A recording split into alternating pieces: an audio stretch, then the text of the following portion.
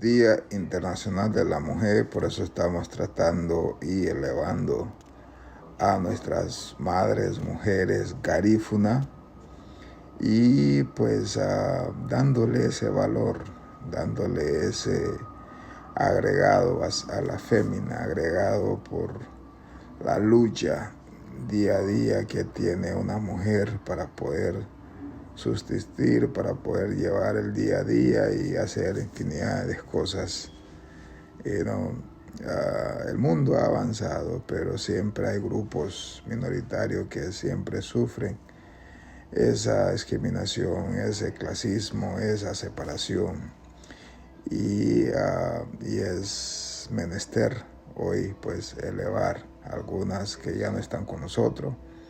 algunas que ya pues son jóvenes ya en ese mismo hilo de la vida que pues entre mujeres profesionales, mujeres pues del pueblo, mujeres que están en desarrollo, mujeres que ya están de salida, mujeres que están esperando y mujeres que están en proceso. Eso todo es un proceso que pues el creador o la biología nos da, porque esto es así. Aquí venimos para poder, estas mujeres que vienen del monte y esta abuela con su nieta, es bello ver nuestra belleza, mira, y todo esto es parte de la esencia garífuna, sin perder la cultura, sin perder nuestra lengua, sin perder nuestra esencia.